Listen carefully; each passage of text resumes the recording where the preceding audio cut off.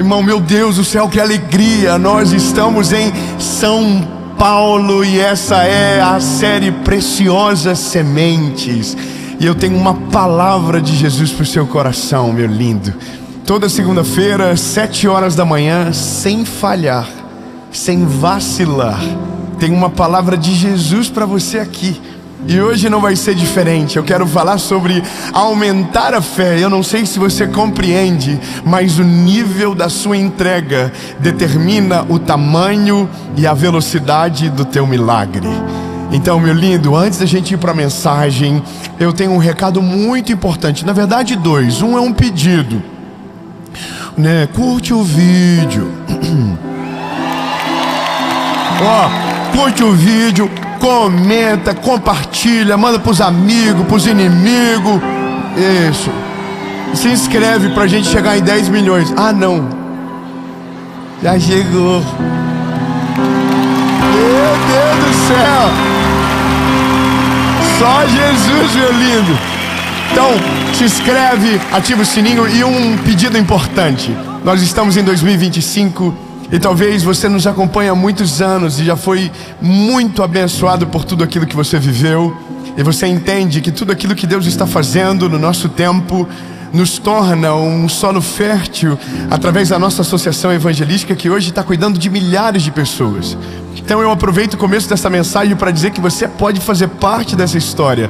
Nós precisamos de voluntários, nós precisamos de homens e mulheres de Deus que se levantem, porque esse ano será o ano da maior colheita da nossa história e você pode fazer parte semeando, servindo, e as informações que você precisa vão aparecer aqui embaixo.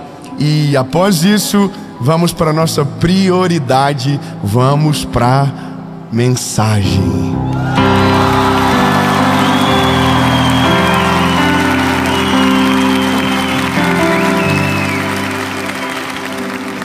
Olha, eu tenho um negócio.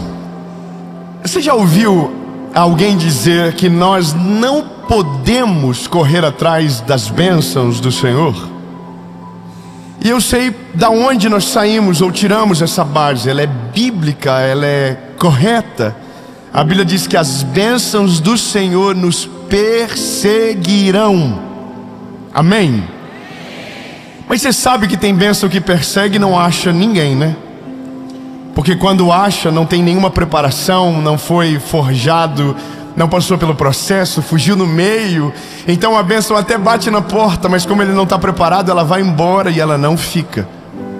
Agora, a perspectiva de hoje não é sobre o que te encontra, é sobre o que você se posiciona para viver o que Deus tem para você. É sobre sonhar de maneira absurda, grande, assustadora, a ponto de alguém olhar para você e dizer que você não é normal. 3, glória a Deus. Eu vou dizer de novo.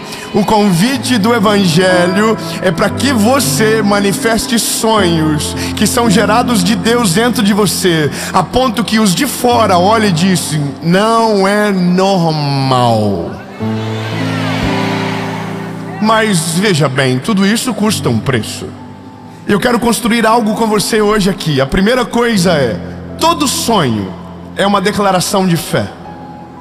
E nunca mais esqueça isso. Todo o sonho é uma declaração de fé.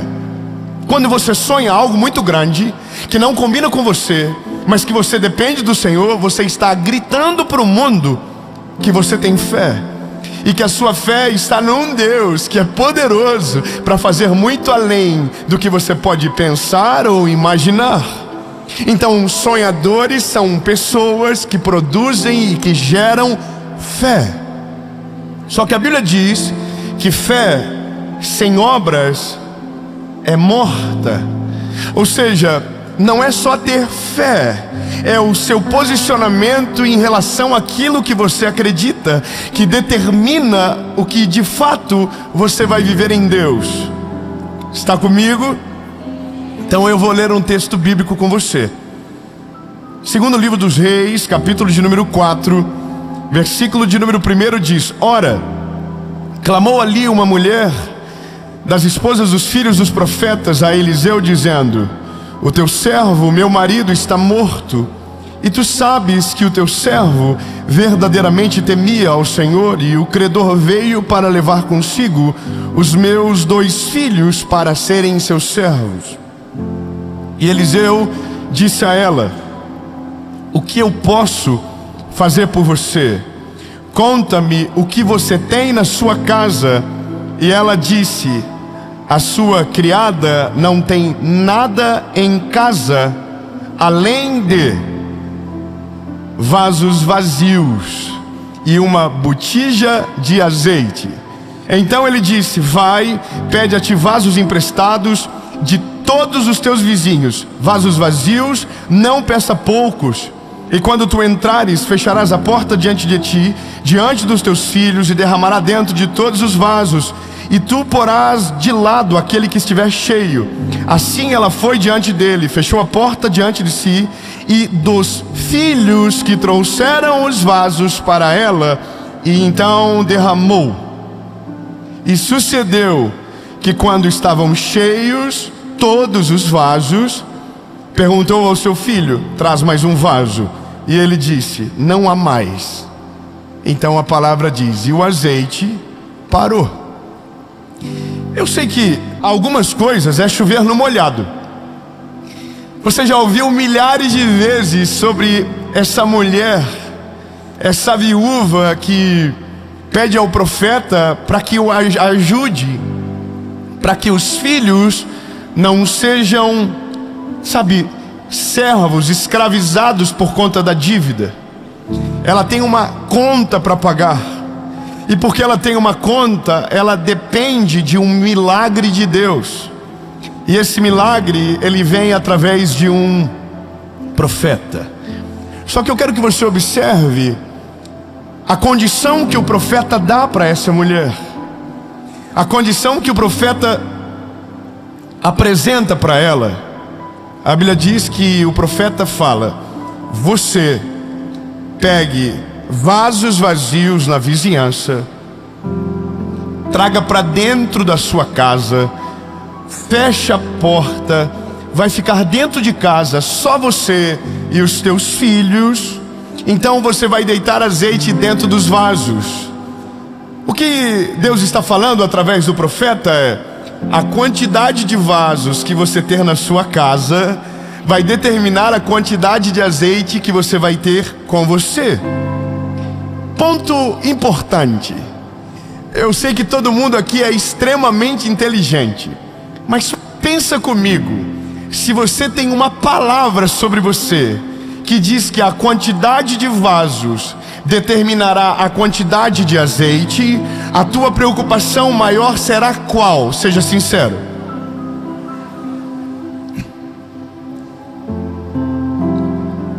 Você pode dizer de novo? Vasos. Só que olha, se você se preocupa com algo, você mesmo faz, você não terceiriza. Você concorda comigo? Se a tua preocupação maior é essa, você não coloca a responsabilidade na mão de ninguém. Você se levanta e faz. Mas a viúva não faz dessa maneira. A viúva pega e manda os filhos dela irem buscar vasos na vizinhança. Quando os filhos dela voltam, ela fecha a porta e enche aqueles vasos. Eu vou te dizer uma coisa que é natural do ser humano, que se a gente pensar de fato, talvez era o que nós faríamos no lugar dela. Nós não pediríamos para os filhos irem sozinhos. Nós iríamos dividir em 3 grupos então, ou 3 pessoas ao invés de 2. E nós não voltaríamos para casa até que o último vaso daquele vilarejo tivesse escondido dentro do meu lar. Não, eu vou melhorar para ver se você vibra isso comigo. Se eu sei que Deus tem o poder para fazer, e que o que Deus vai fazer depende da minha fé, a minha fé vai fazer com que eu casse vasos, não que eu veja o azeite primeiro. Não, eu vou melhorar até nós voar aqui dentro. Então, se eu sei que Deus vai se responsabilizar pelo azeite, só me sobra uma responsabilidade. Qual é a minha responsabilidade? Vasos.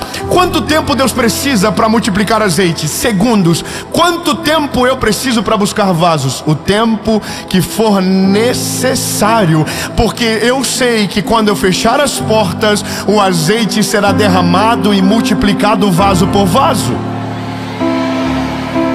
Sabe qual é o nosso problema? A gente tem mais pressa em buscar azeite do que dedicar tempo para ir atrás dos vasos. Porque na nossa cabeça foi nos conformado realidades que são coerentes com aquilo que nós fomos semeados. Eu vou ser mais específico com você.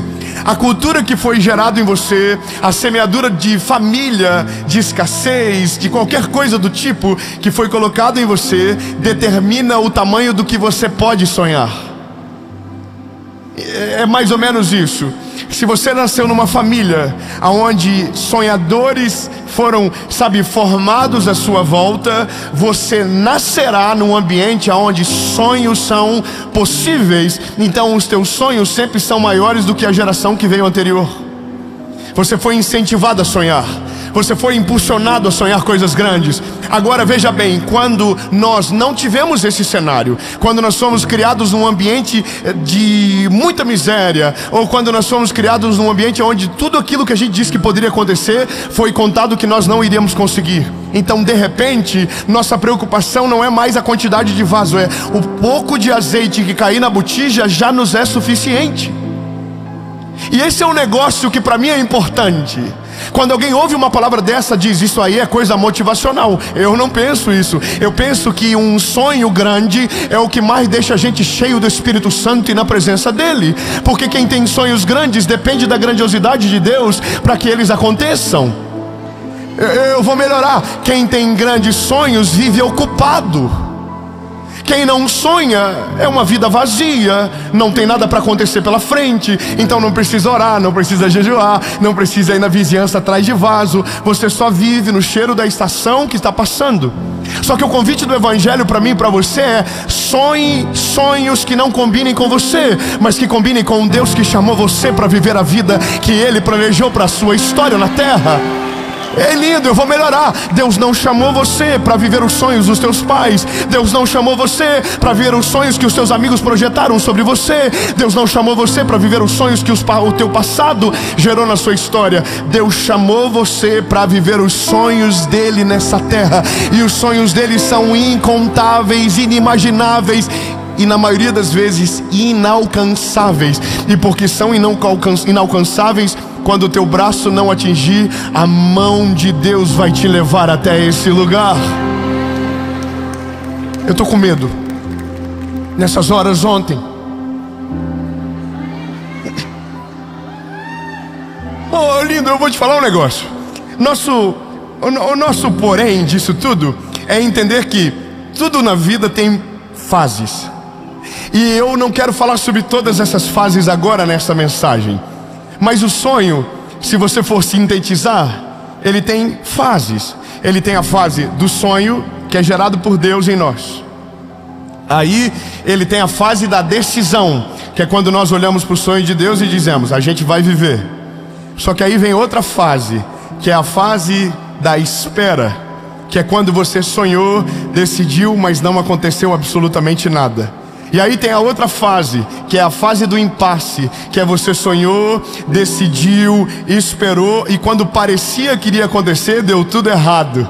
Mas aí tem a última fase, que se você suporta todas elas, você vive, que é a realização. Mas agora não é sobre o final, é sobre o começo. E a primeira coisa que você precisa compreender logo é que o sonho de Deus nunca cabe em você. Não cabe. Eu vou falar para você, baseado naquilo que eu, pequenininho, já vivi na vida. Eu tenho 34 anos de idade. Eu sei que parece menos. Não era para rir agora, a gente não combinou. Mas eu jamais iria imaginar que um dia eu ia estar em São Paulo com vocês aqui ouvindo uma pregação do Evangelho através de um menino que saiu de Joinville, que nasceu numa família disfuncional, totalmente difícil de acreditar numa realidade positiva, e que agora em 2024, pertinho de 2025, na verdade essa mensagem já está em 2025, amém, feliz ano novo, ela já vai estar passando em 2025, meu Deus, feliz ano novo, aqui, que eu ia estar falando com você. Agora, qual é a loucura? Esse sonho foi gerado quando eu tinha 5 anos de idade. Sabe qual é a minha memória de criança? Eu entrando na igreja e uma mulher olhando para mim dizendo: Deus me mostra você um dia, falando para milhares de pessoas. Qual é o problema? É que eu voltei desse sonho para dentro de uma casa destruída. Então é difícil quando o teu sonho não tem nada a ver com o ponto de partida da onde Deus te semeou. É quando você olha para a loucura de Deus e diz: Deus, calma aí, segura a onda. É tão longe que não tem para como fazer. Só que o que Deus quer que você faça não é conta do que Ele disse que Ele vai fazer. É simplesmente dizer: Deus, eu aceito. Eu aceito, não faz sentido, é maior do que eu, é vida louca demais, mas se o Senhor está falando, eu aceito. Diga com a boquinha linda que Jesus te deu, diga: eu aceito. Só que aí, irmão, aí vem a segunda fase, que é beleza, você aceita? Então agora, posicione. Se posicione. Ô viúva, então você acredita que eu, o Senhor, posso fazer multiplicar o azeite da tua botija? Senhor, eu acredito. Pois então agora, sai daqui e se preocupa com os vasos, porque a quantidade de vasos que você trazer, eu vou encher de azeite. Só que aqui, lindo, é aqui que todos os nossos paradigmas começam a ser quebrados. Porque para se posicionar em relação a um sonho que Deus tem, eu tenho que ter a mentalidade de alguém que já viveu aquilo que ainda é impossível. Eu vou ser mais específico. Eu não quero falar, eu vou falar de você. Você já viu que tem um negócio que só crente louco faz?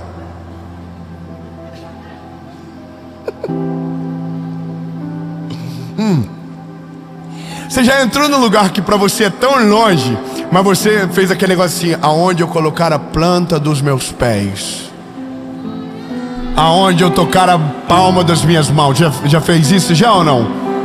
Irmão, eu vou te falar uma coisa. Eu fui num evento agora, numa lutinha que teve aí, uma lutinha do Mike Tyson.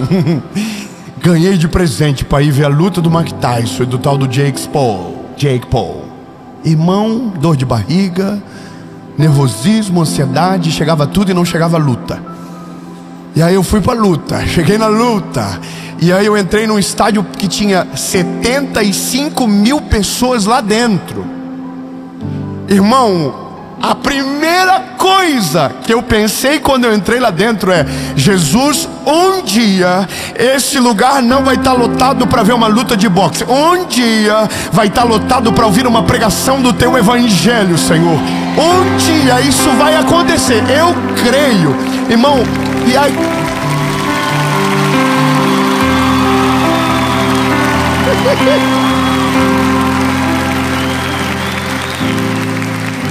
agora entenda, todo sonho é uma declaração de fé. No momento que eu estava dizendo, não estava dizendo: Deus, eu quero fazer, eu vou fazer, eu consigo, eu estou preparado. Não, eu estou dizendo: Deus, se tem alguém que tem o poder de fazer o rolê rolar, o nome é Jesus Cristo de Nazaré. Agora, eu só compreendo um negócio. Se eu creio que o sonho foi gerado do Senhor em mim, agora eu preciso crer que se Ele deu o sonho, Ele vai dar o caminho, Ele vai dar o recurso, Ele vai trazer as pessoas certas. E quando a gente vê, meu lindo, nós vai estar tudo lá no meio dos Estados Unidos dizendo: Hey guys, how are you? We have a message about Jesus for you. Você não entende? Só que aí que tá, Deus está olhando para mim e está dizendo: você crê que eu vou fazer? Prepara as botijas. Vai atrás dos vasos, meu bebê. Bora, levanta, sacode a poeira. Se você achou que o que eu fiz em 2024 era suficiente, você estava errado. Eu tenho muito mais para fazer, mas a quantidade de botijas que você trazer, eu vou encher de azeite.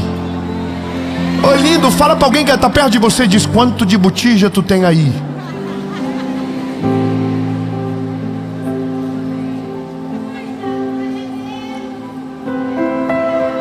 O negócio é, a gente quer viver o que Deus tem, mas a gente não quer fazer o que nós podemos fazer. Porque a gente até diz, ai, nossa, que top, eu sonho que um dia Deus vai me dar uma casa nova. Você nunca saiu do bairro, irmão.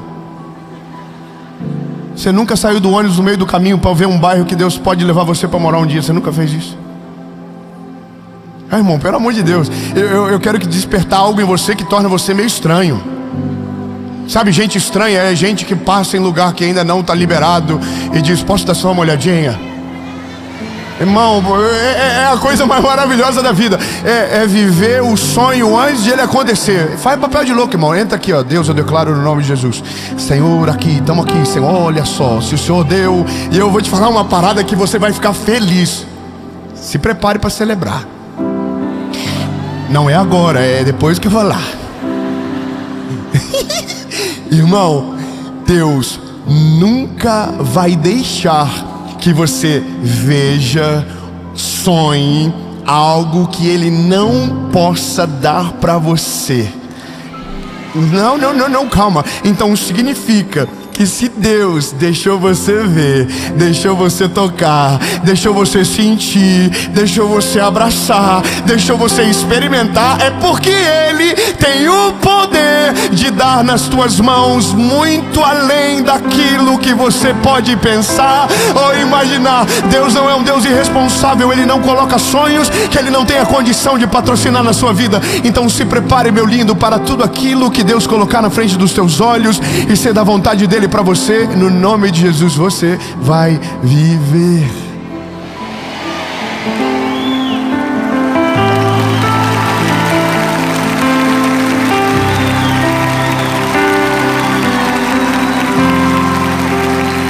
Vou te contar um negócio meu. Eu sempre fui apaixonado por carros. Sempre. Apaixonado. 4 rodas. Era uma revista que tinha, não sei se tem ainda, na minha época eu tinha todas as edições que meu tio dava pra mim. Uma vez eu colei nas paredes do meu quarto inteira todos os carros. Eu cortava, rebaixava os carros, fazia a rodinha por dentro da caixa de ar assim, rebaixava. Eu sempre fui apaixonado. Quando eu tinha 19 anos, sabe qual que era o maior sonho de carro que eu tinha? Um Ford Ka. Mas não é esse do novo, é aquele que é igual um sapinho assim. Um Ford Ka vermelho escuro, que um amigo do meu pai ligou para ele e disse, tenho para vender. Naquele dia eu disse, se eu tiver esse carro, oh my God, esqueça tudo. Porque os sonhos humanos, eles sempre estão conectados à nossa estação. Os sonhos de Deus não estão conectados à sua estação. Os sonhos de Deus estão conectados com aquilo que Ele já viu sobre o teu futuro. Meu Deus, 3 aleluia. Não sei se você pegou. Então peraí, eu vou melhorar. Então David, você está dizendo que o que eu sonho sozinho é conectado à estação que eu estou vivendo? É. Então significa que o que eu sonho com Deus está conectado ao futuro que Ele já viu? É. Tá, eu vou melhorar. Então Davinho, meu menino, então você está dizendo que se eu sonho sozinho, o meu sonho é pequeno, é fácil demais de resolver, não tem tanto processo para chegar e acontece rapidinho. É isso aí mesmo. Você quer velocidade? Foca no teu sonho. Só que vai chegar um dia que você vai olhar para trás e o tempo já passou, e você vai dizer, eu deveria ter mirado mais alto, eu deveria ter confiado que Deus era comigo, eu deveria ter ouvido a voz de Deus, eu deveria ter me debruçado na palavra, eu devia ter buscado mais vasos. Então, lindo, o convite para você é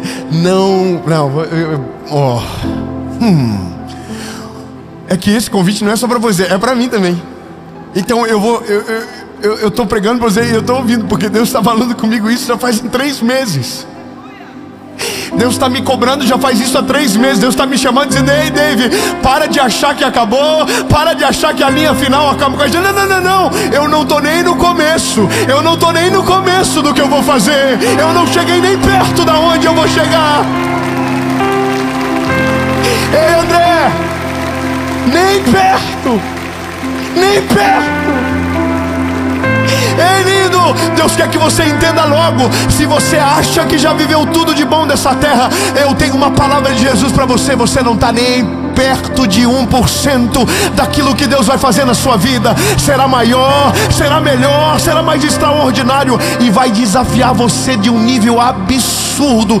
Mas quando você chegar na fase da realização, você vai olhar para trás e vai dizer: Jesus, obrigado, porque no dia que o Senhor mandou buscar vaso, eu não passei uma vez na vizinhança, eu entulhei de vaso a minha casa para viver a tua palavra.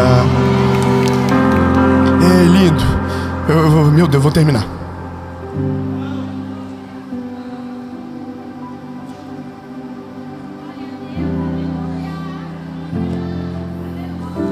Então agora eu estou na fase com Deus assim. Tá bom, Deus, você está deixando eu ver? Avisa o povo do Bradesco lá.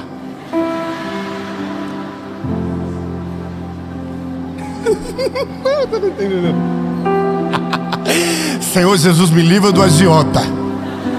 Manda as taxas baixas, Jesus. Dá as oportunidades, mostra o caminho.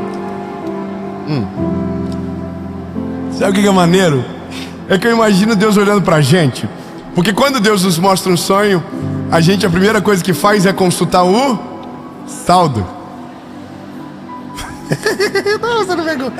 Irmão, vamos de novo. A primeira coisa que quando... Não, vamos, presta atenção, porque talvez isso aí é a nossa vida escritinha. Todo mundo é igual. Ninguém é diferente aqui não, irmão. Todo mundo é natural, ser humano. Deus mostra o sonho. A primeira coisa que a gente faz é consulta o saldo, visita o passado e olha para dentro de nós. O saldo, só o sangue de Jesus tem poder. O passado é nebuloso demais. E aqui dentro não há valor o suficiente para o sonho que Deus tem.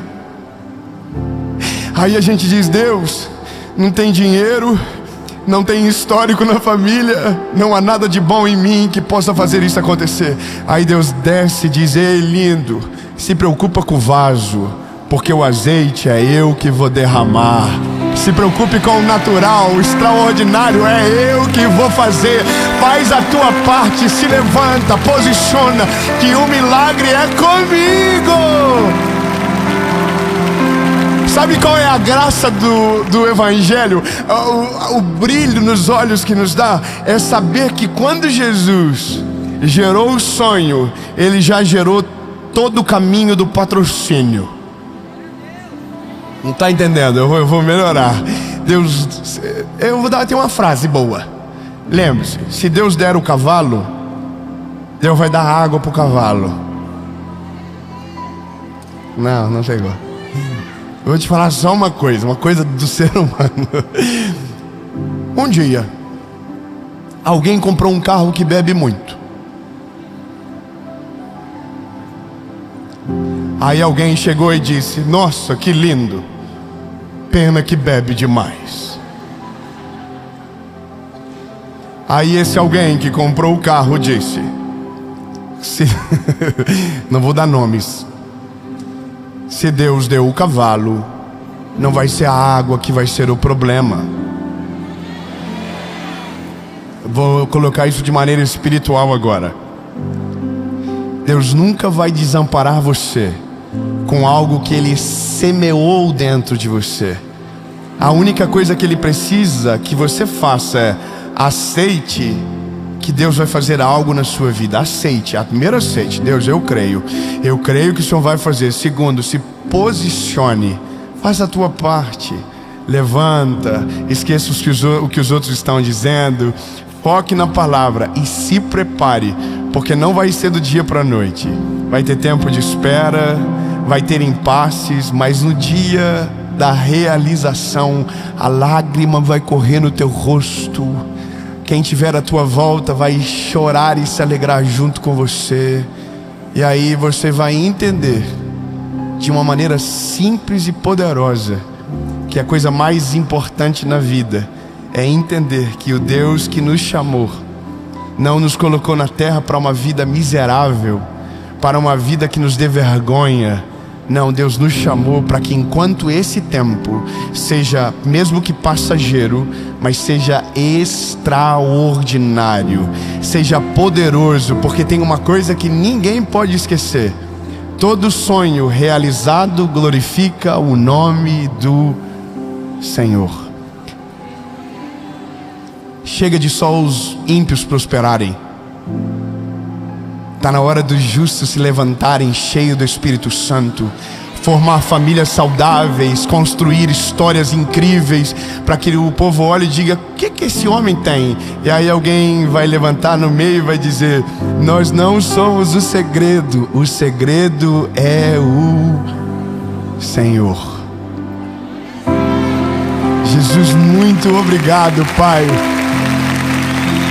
Obrigado, Jesus, porque Tu é maravilhoso, perfeito em tudo que faz. Jesus, obrigado porque o Senhor semeou dentro de nós coisas que são muito maiores do que nós. Mas nós cremos e nos movemos em direção à Tua palavra, porque queremos viver exatamente a Tua vontade, Jesus. Mesmo que nos assuste, mesmo que seja grande demais, mas entendemos que o Senhor é conosco, nada vai nos faltar, no nome de Jesus, amém. Pequena reflexão: quem é mãe aqui, levante a mão. A mãe dos meninos que foram buscar vaso.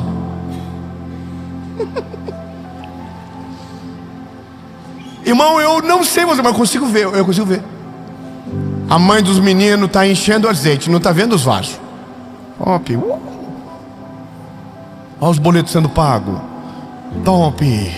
Aí acabou, de repente ela fala assim: ô menino, dá mais vaso lá, por favor. Aí o menino está assim: acabou. Irmão, eu não consigo ver essa mulher com uma cara boa. Não, eu consigo lembrar da minha mãe, irmão. Ela fulminando com o olho, dizendo: eu te avisei, era para ter trazido mais vaso. E aí vai que os meninos eram adolescentes. Irmão, é que tudo aquilo que você terceiriza, você não pode cobrar de verdade o resultado. Portanto, lindo, não confie o sonho que Deus te deu na vida de quem não sonhou junto com você. Só isso mesmo.